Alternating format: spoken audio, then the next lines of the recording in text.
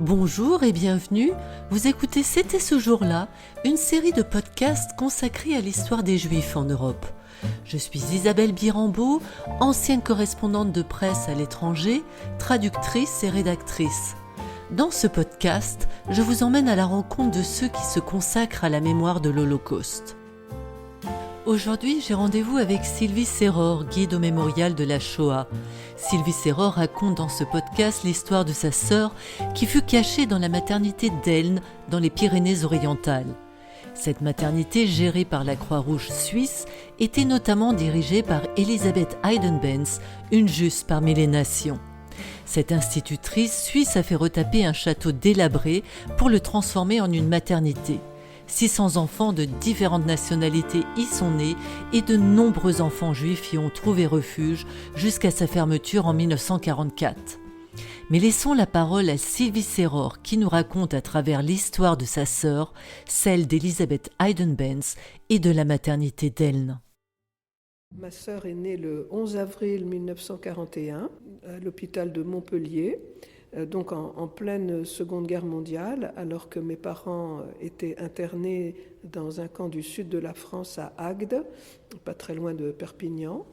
Et pour lui sauver la vie, mes parents l'ont confiée à l'OSE, l'œuvre de secours aux enfants, qui ensuite l'a confiée à Elisabeth Eidenbenz, qui est une femme qui a été nommée Juste parmi les nations en 2001 et qui a fondé ce qu'on appelle la maternité d'Elne, qui accueillait pour les 2/3 des femmes qui fuyaient la dictature de Franco, donc des femmes qui étaient venues se réfugier en France et qui étaient indésirables en France du temps du gouvernement de Vichy. Et cette femme leur a permis d'accoucher dans des conditions normales. Et Elisabeth Eidenbenz a donné naissance à 600 enfants entre 1939 et 1944. Et elle a accueilli ma sœur dont la vie était en danger. Votre mère, qui était internée dans le camp d'Agde, près de Perpignan, comment a-t-elle eu vent de cette maternité et de cette Elisabeth Eidenbenz ? J'ai appris que les œuvres de secours juives allaient dans les camps d'internement et pour voir s'il y avait des personnes en détresse qui mouraient de faim ou qui risquaient d'être déportées comme beaucoup d'autres. Et Elisabeth Eidenbenz et d'autres œuvres comme l'OSE, la Croix-Rouge suisse, dont faisait partie Elisabeth, sont venues dans les camps chercher des enfants et des femmes enceintes. Est-ce que vous pouvez nous expliquer qui était exactement Elisabeth Eidenbenz et où se trouvait cette maternité ? Alors, Elisabeth Eidenbenz est née en 1913 en Suisse et elle était fille de pasteurs protestants et elle a été élevée dans la foi chrétienne et elle a d'abord été institutrice, elle a eu des classes parfois assez difficiles. Et quand la guerre civile espagnole s'est déclenchée en 1939, elle a voulu se rendre utile. Elle s'est rendue elle-même en Espagne pour essayer de sauver des futures mamans et des bébés. Et il fallait trouver un lieu pour héberger ces personnes et trouver des collègues, ce qui n'était pas facile.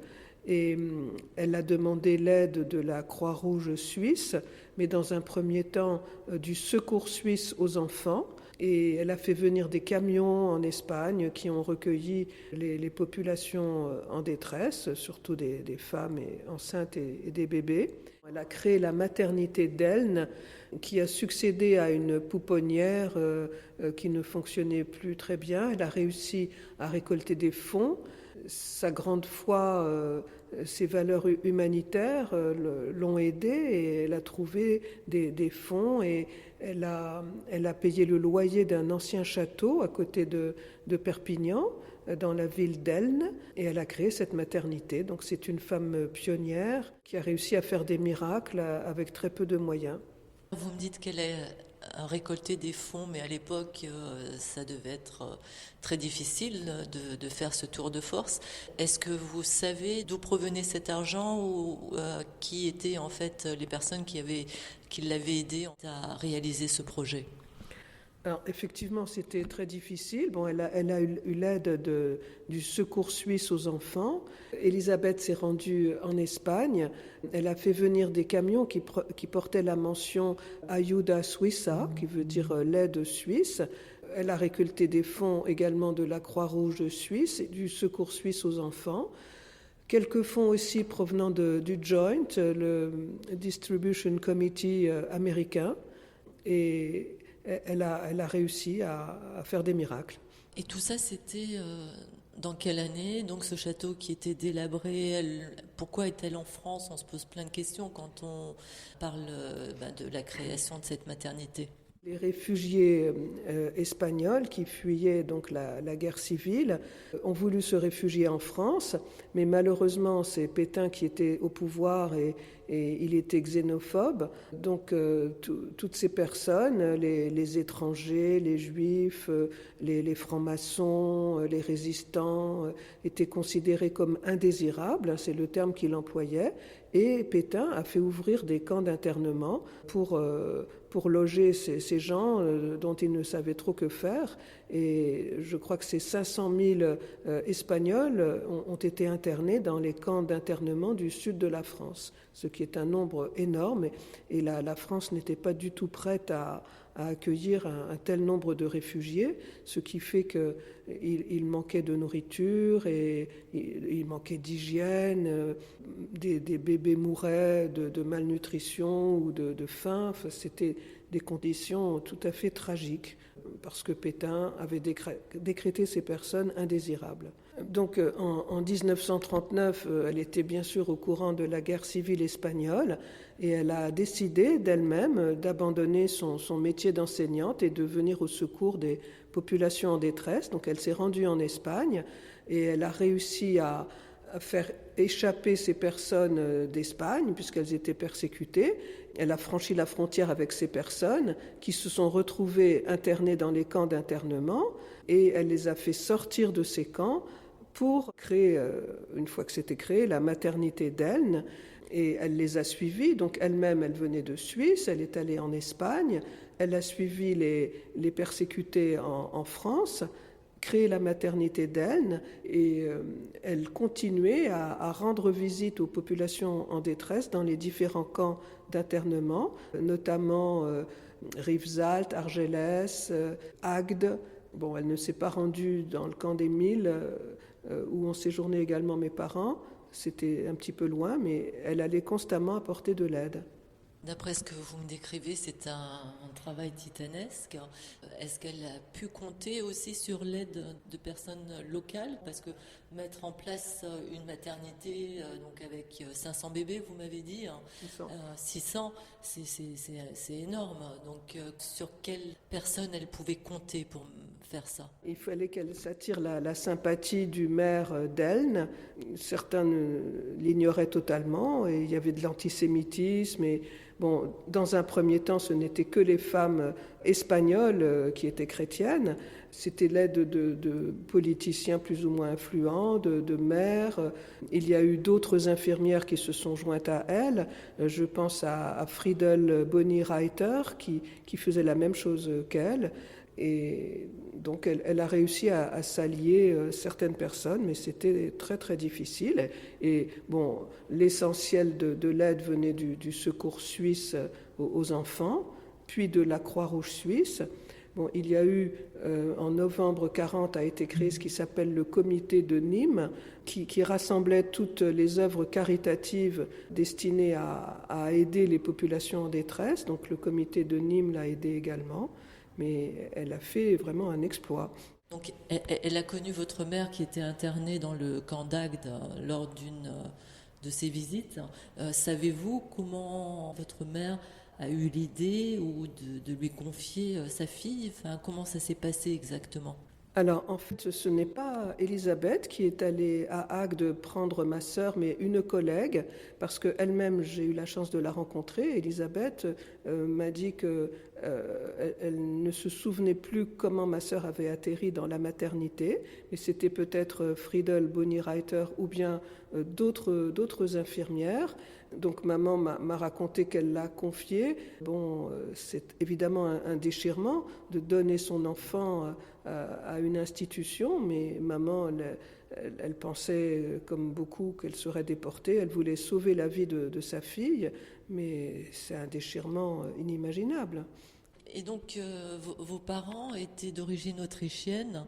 Est-ce que vous connaissez leur périple jusqu'en France? Comment se sont-ils retrouvés dans ces camps d'internement dans le sud de la France? Est-ce que vous pouvez nous donner plus de détails à ce sujet? C'est une véritable odyssée parce que mon père et ma mère habitaient à Vienne dans le quartier juif, c'est le 2e arrondissement de Vienne. Ils habitaient à 300 mètres l'un de l'autre, mais ils ne se connaissaient même pas. Donc, juste après l'Anschluss de 1938, chacun a essayé de se sauver, poussé par les parents qui ont dit sauve-toi, il y a un grand danger pour nous. Mais les parents sont restés parce qu'ils se considéraient comme âgés. Bon, ils avaient 55-60 ans. Et donc, ma maman qui s'appelait Clara et mon père qui s'appelait Karl ont pris des chemins différents. Maman est allée se cacher en Belgique, à Bruxelles et dans les environs. Elle n'avait aucun moyen financier, donc elle s'est cachée dans des wagons à bestiaux. On peut considérer que c'est prémonitoire. Mais là, il y avait des bestiaux. Elle a voyagé avec des vaches, de la paille. Elle se cachait sous la paille. Donc c'est sidérant, ce petit bout de bonne femme. J'ai du mal à l'imaginer. Et elle a réussi donc à franchir la frontière entre l'Autriche et l'Allemagne, ensuite entre l'Allemagne et la Belgique. Alors elle est passée par Cologne et ensuite par Aix-la-Chapelle. Elle a rejoint Bruxelles où elle a retrouvé sa maman qui s'était échappée. Donc sa mère n'était pas restée à Vienne, c'est uniquement mes grands-parents paternels. Elle a retrouvé également son frère. Et maman faisait de la couture au noir pour survivre parce qu'elle avait fait une école de haute couture à Vienne, elle avait gardé ses diplômes et pour survivre, ça l'a bien aidée. Et elle a été dénoncée donc, en tant que juive qui travaillait au noir, donc elle était effrayée. Et à nouveau, elle a pris un train et elle a atterri, c'est une sorte de miracle, dans le sud de la France. Là, elle a refait de la couture au noir. On lui a prêté une machine à coudre et moyennant cela, elle faisait des travaux gratuitement. Et malgré tout, elle était à nouveau dénoncée et envoyée dans le camp d'Agde. Bon, et mon père, lui, il a fui donc Vienne. Je ne sais pas comment il a atterri en France, mais il a été engagé volontaire dans la Légion étrangère. Donc je sais qu'il a atterri dans les Vosges, il a demandé à être naturalisé français. Après, il y a un blanc. Et en 39-40, il était engagé volontaire au Maroc parce qu'il espérait obtenir plus rapidement la nationalité française. Et ensuite, il a été envoyé dans un camp d'internement puisque considéré comme indésirable. Il n'était plus utile et juif et étranger, ça ne convenait pas au gouvernement de Vichy. Et donc, il a atterri dans le camp d'Agde, il a fait connaissance de maman, donc 2 Viennois qui se retrouvent dans un camp d'internement en France. C'est incroyable ce parcours. Bon, c'est une sorte de miracle. Bon, je n'ai pas mentionné que maman, avant de quitter Vienne, elle était fiancée à un certain Fritz Gruber, qui lui est parti en Palestine mandataire et dont elle n'a plus de nouvelles, mais il a réussi, ça aussi c'est miraculeux, à lui écrire 2 lettres, à lui envoyer des photos, et après, plus rien. Donc c'est un mystère. Donc votre maman est tombée enceinte dans le camp d'internement, et donc vous pouvez nous en dire plus ? Alors, comme ma sœur est née en avril 41, il suffit de calculer, elle a dû être conçue en août 1940. Et bon, ça arrivait qu'il y ait des naissances même dans les camps. Mais bon, maman, j'ai le certificat de naissance de ma sœur. Maman a accouché dans une clinique ou l'hôpital de Montpellier. Donc ma sœur n'est pas née dans le camp. Mais bon, c'est arrivé de temps en temps qu'il y ait des naissances. Et votre sœur, donc, quand elle a été placée dans la maternité d'elle, elle avait quel âge ? D'après ce que je sais, elle est née en avril, elle a été placée au mois d'août. Donc elle avait 4 mois. Et elle y est restée 30 mois à peu près, puisque à Pâques 1944, la maternité d'Elne a été fermée, la Gestapo a surgi, Elisabeth n'avait plus le droit d'exercer. Elle a essayé d'ouvrir une pouponnière à Banyuls notamment, et donc maman a récupéré ma sœur au printemps 1944. Et est-ce que vous savez si des personnes ont dénoncé Elisabeth Eidenbenz, ont dénoncé ses activités dans la maternité d'Elne, ou pourquoi la Gestapo a eu vent de l'existence de cette maternité? Bonne question. Disons que ce que faisait Elisabeth Eidenbenz, elle voulait aider et sauver les femmes espagnoles. Mais elle a également aidé des mamans juives. Bon, il y a 400 enfants espagnols qui sont nés dans cette maternité et 200 bébés juifs qui y sont nés également. Donc elle a sauvé la vie de 600 bébés. Mais le gouvernement de Vichy était antisémite, ça c'est pas nouveau, et Elisabeth avait interdiction d'accueillir des bébés juifs. Donc elle a contourné la loi et elle leur a fait faire de faux papiers et ils portaient des noms espagnols, ces enfants juifs. Elisabeth a fait vraiment des miracles et bon, elle a contourné la loi, mais malgré tout... je ne sais pas si elle a été dénoncée, mais la police française ou la Gestapo cherchait tout le temps les Juifs. C'était la chasse aux Juifs. Et bon, ils ont fini par faire fermer, c'était la fin de la guerre, hein, la maternité. Et donc, votre sœur avait 30 mois quand elle est sortie de la maternité. J'imagine qu'elle n'a pas beaucoup de souvenirs de cette époque. En fait, elle est restée 30 mois et comme elle a été accueillie quand elle avait 4 mois, hein, ça fait 34 mois, donc pratiquement 3 ans. Elle avait 3 ans quand maman l'a récupérée. Et non, elle ne m'a jamais parlé de souvenirs de ça. Maman n'en parlait pas beaucoup, comme si c'était un secret. Il fallait que je pose énormément de questions. Mais bon, j'ai connu Elisabeth Eidenbenz grâce au film qui est passé à la télé en 2002. Et là, ça m'a ouvert les yeux sur beaucoup de choses. On ne parlait pas de ces choses. Donc à la maison, non, mes parents voulaient tourner la page, ils ne voulaient pas que j'apprenne toutes ces horreurs concernant mes grands-parents qui ont été gazés. Et souvent, je dis, mais mes copines, elles ont des grands-parents, elles passent leurs vacances chez les grands-parents, où sont les miens, qu'ont-ils fait, où sont-ils ? Et quand j'étais toute petite, je posais toujours plein de questions, et maman me disait, c'est trop triste, on te dira plus tard. Alors, moi, ça ne me satisfaisait pas, cette réponse. Et je me suis dit, peut-être que mes grands-parents sont en prison, ils ont peut-être tué quelqu'un, parce que si on n'en parle pas, ça doit être très, très grave. Donc, je me faisais des films dans la tête. Et après, j'ai compris la vérité. Donc, on n'en parlait pas. Que s'est-il passé avec vos grands-parents? Ils sont restés à Vienne? Alors, ma grand-mère maternelle a pris la fuite en Belgique, puisque maman l'a rejointe à Bruxelles, avec le frère de maman, qui avait 4 ans de moins qu'elle. Et maman, comme j'ai dit tout à l'heure, s'est enfuie suite à une dénonciation, wagon à bestiaux, etc. Tandis que sa mère, qui s'appelait Elka Jonkman, a été envoyée dans le Drancy belge, c'est-à-dire dans le camp de Malines, la caserne d'Aussin. Et depuis cette caserne, elle a été déportée à Auschwitz, où elle a été gazée immédiatement. J'ai le nom et le numéro du convoi et son numéro de matricule, et elle a été gazée.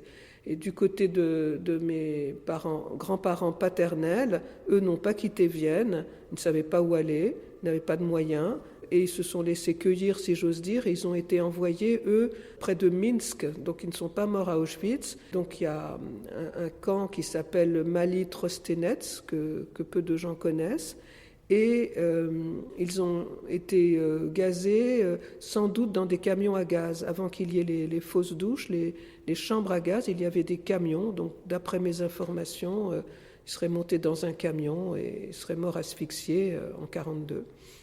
Et vous avez réussi à trouver des informations à ce sujet ou ce sont des suppositions? Non, non, ce ne sont pas des suppositions, surtout que je ne connaissais pas l'existence de ce camp.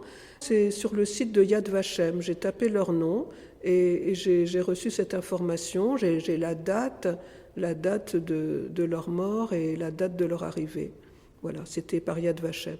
Pour en revenir à votre sœur, donc elle était cachée dans cette maternité et pendant que vos parents étaient dans le camp d'Agde, est-ce que vos parents avaient moyen d'avoir des nouvelles de votre sœur? Là aussi, c'est une très, très bonne question. En fait, mes parents ne sont pas restés longtemps à Agde, ils ont connu d'autres camps. Maman m'a parlé d'Argelès, mais je n'ai aucun papier. Donc Argelès, c'était un camp épouvantable où il n'y avait aucune hygiène et énormément de réfugiés espagnols et beaucoup de tziganes aussi, qui vivaient dans la misère, qui n'avaient même pas de chaussures, des vêtements troués. Bon. Et ils sont allés ensuite dans le camp des Milles, près d'Aix-en-Provence. Là, c'est un camp très très grand, qui était une ancienne tuilerie, fabrique de tuiles. Et ensuite, ils sont allés dans un camp annexe des Milles qui s'appelle Noé. Donc, pendant que ma sœur était à Elne, mes parents ont vécu dans 3 ou 4 camps différents.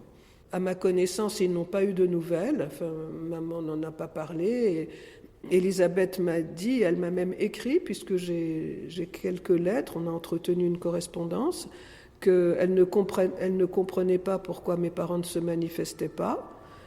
C'est sûr, ils ne pouvaient pas circuler, ils ne pouvaient pas correspondre. Et elle pensait que les parents étaient morts. Et elle m'a dit qu'elle songeait même à l'adopter à la fin de la guerre. C'était une petite fille adorable. C'est très dérangeant d'entendre cette nouvelle et c'est une preuve d'acte humanitaire extraordinaire. Mais il n'y a eu aucun contact, aucune nouvelle jusqu'à ce que mes parents la récupèrent. Pourtant, vous m'avez raconté qu'il y avait une photo de votre sœur dans cette maternité et que votre mère apparemment était là aussi sur cette photo. C'est pas tout à fait ça. Elisabeth Hayden-Benz photographiait tous les bébés. Elle avait fait un album personnel et quand elle avait les adresses, elle envoyait des photos aux parents. Mais elle n'avait aucune information sur mes parents. C'est terrible. Et en fait, chose fort rare, j'ai 2 photos où on voit maman qui tient ma sœur dans les bras. Ce sont des photos un petit peu floues et ça se passe au camp de Noé.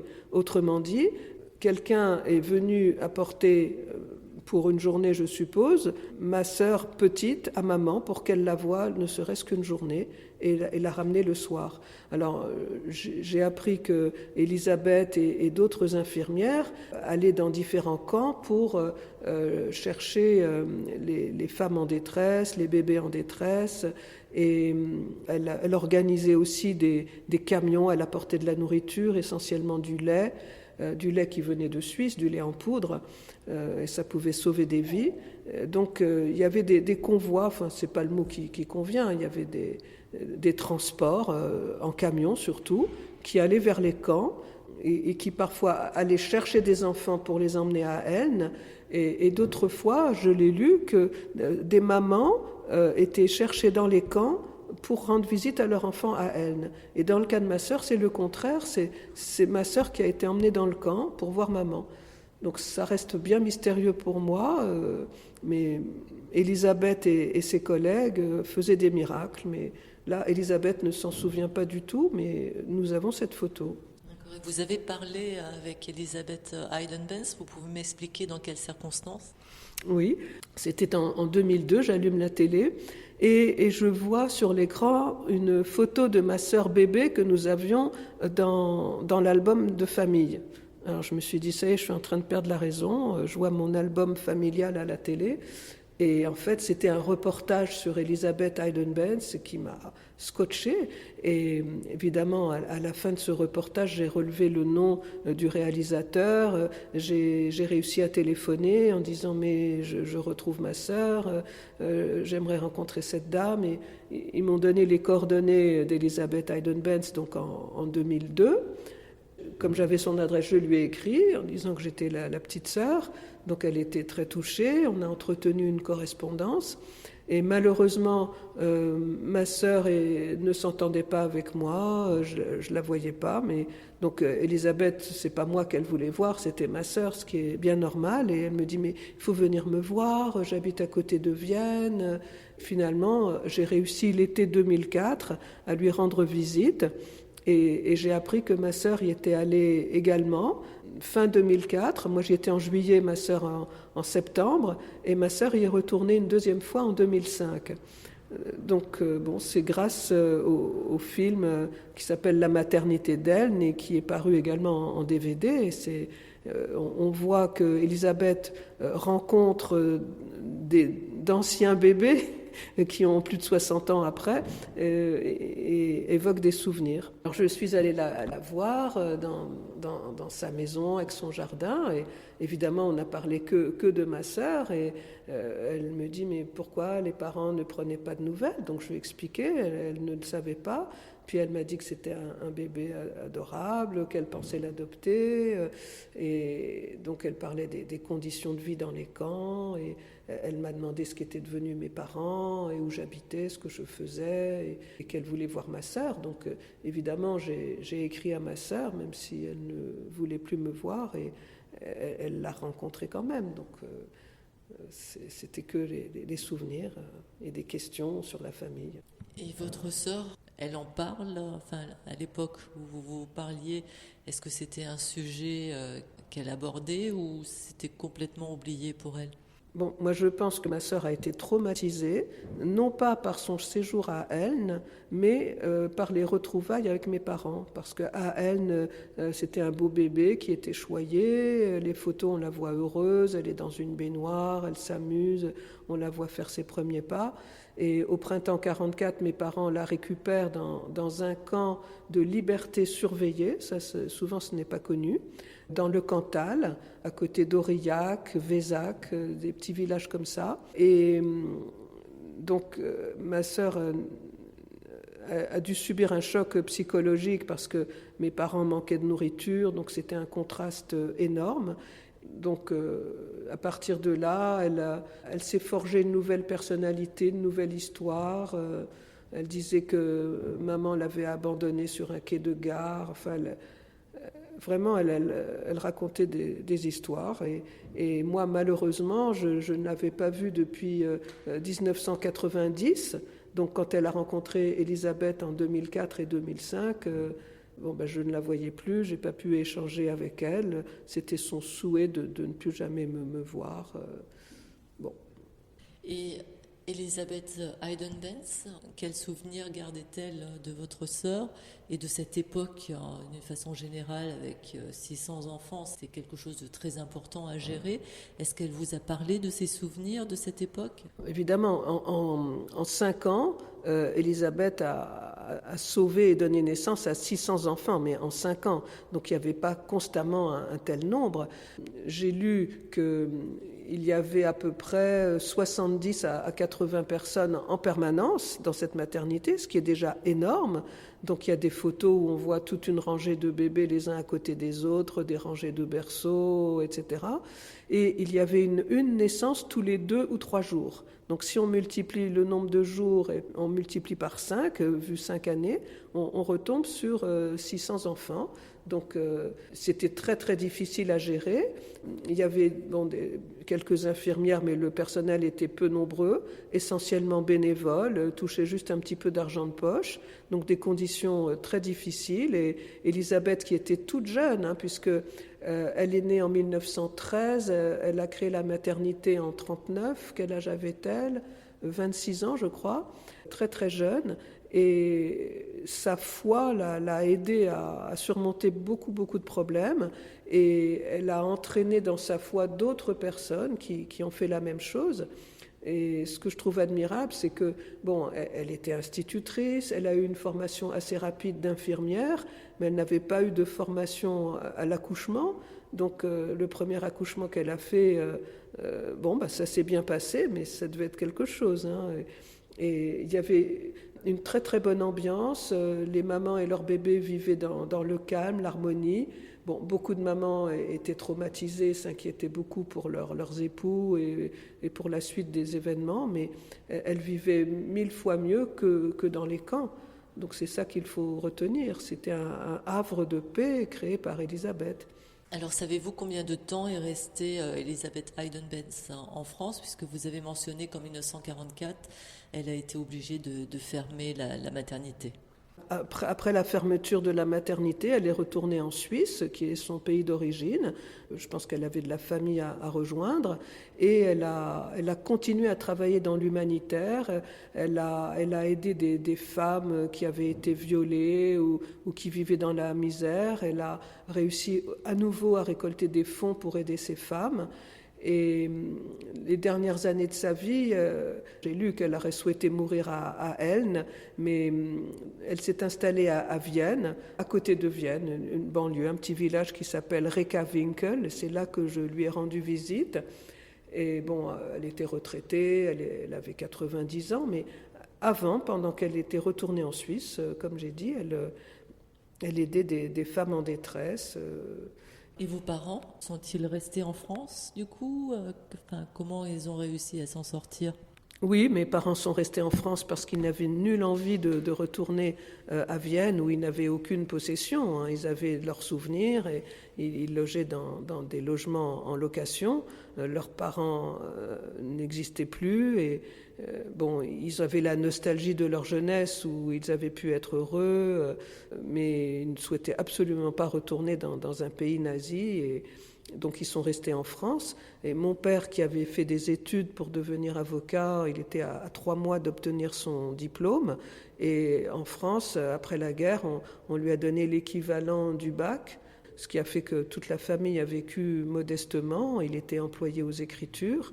Et le Joint les a aidés à trouver un logement et petit à petit, ils se sont reconstruits. Maman a continué à faire de la couture au noir pour arrondir les fins de mois. Moi, je suis née bien après la guerre et bon, ce traumatisme, il reste en chacun de nous, même si moi, je ne l'ai pas vécu. Mais bon, ma sœur était un enfant rebelle, mais ils sont restés en France, bien entendu, mes parents. Et prochainement, vous allez parler de la maternité d'Elne à Strasbourg. Vous avez été invité par l'artiste de mémoire Francine Méran. Est-ce que vous pouvez nous parler plus de ce projet? Bien oui, je suis ravie de pouvoir me rendre à Strasbourg. Alors ce projet, c'est Francine Méran qui en parlerait beaucoup mieux que moi. Francine Méran, elle est psychiatre, elle est aussi artiste peintre et elle travaille énormément dans la lutte contre le racisme et l'antisémitisme.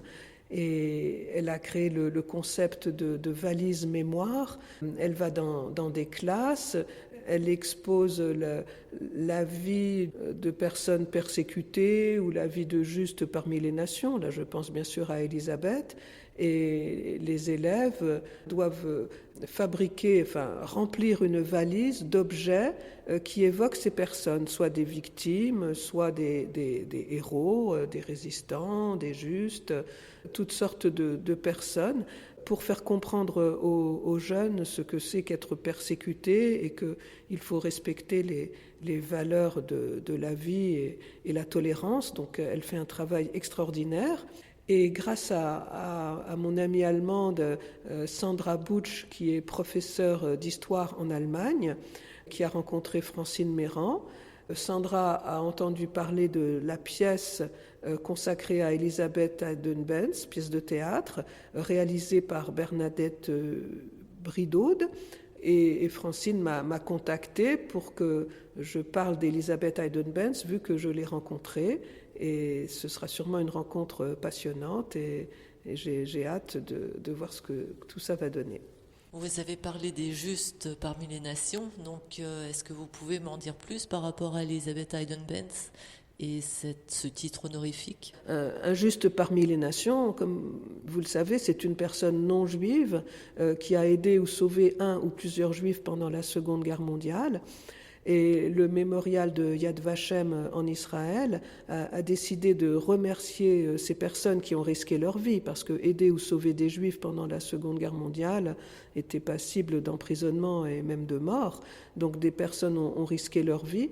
Donc Yad Vashem a décidé à titre officiel de donner à ces personnes une médaille et un diplôme qui leur sont remis lors d'une cérémonie officielle. Et donc Elisabeth Eidenbenz a été nommée juste parmi les nations en 2001. Et son nom figure sur le mur des justes au mémorial de la Shoah, classé par ordre chronologique, et on voit son nom.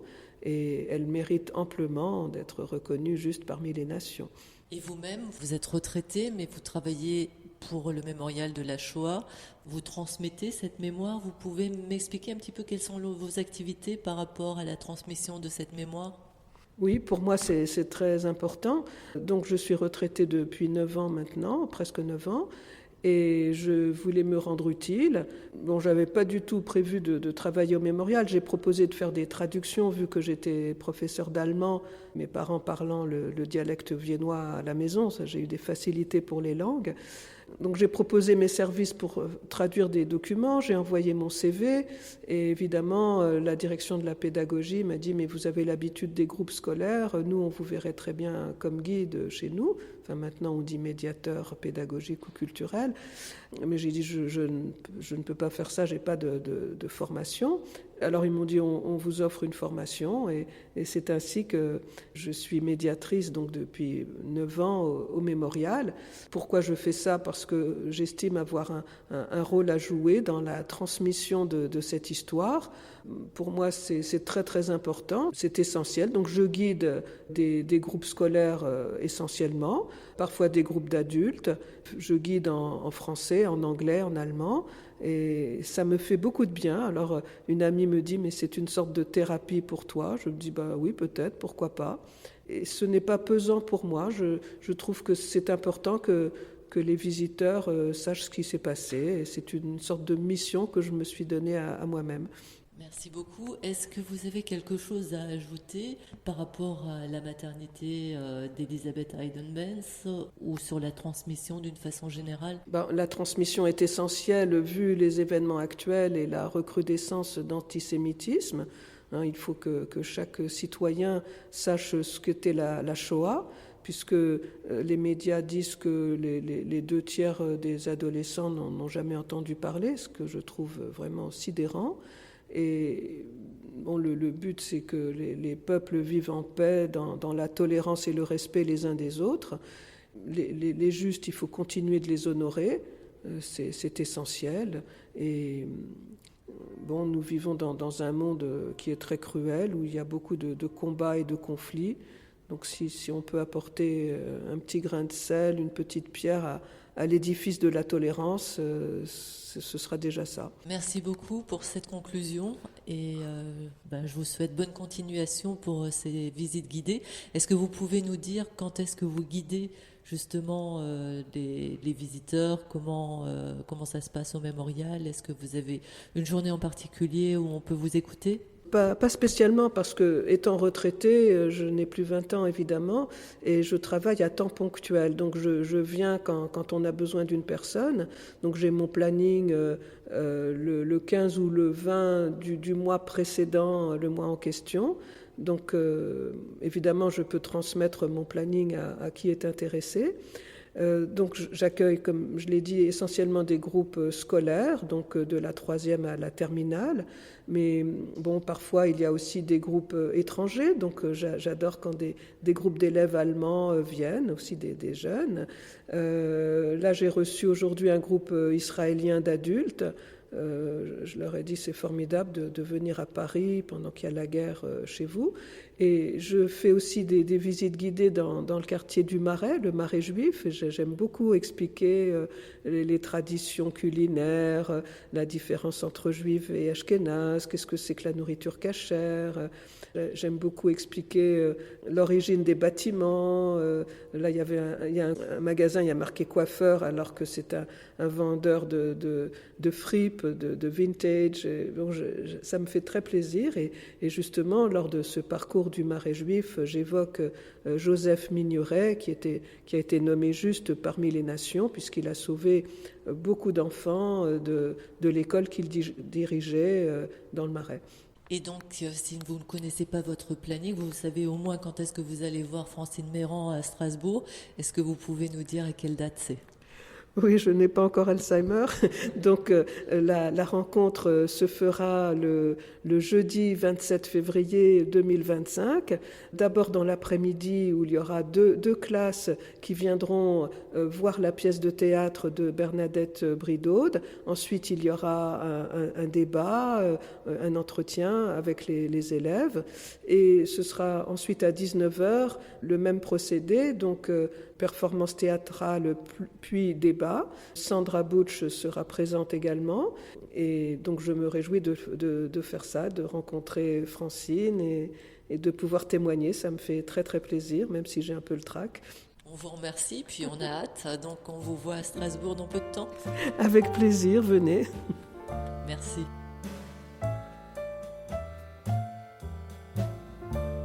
Ce podcast a entièrement été réalisé par Isabelle Birambeau. Je remercie Sylvie Serror de m'avoir confié l'histoire de sa sœur, qui révèle comment le courage et l'engagement de certaines personnes ont permis de sauver des vies.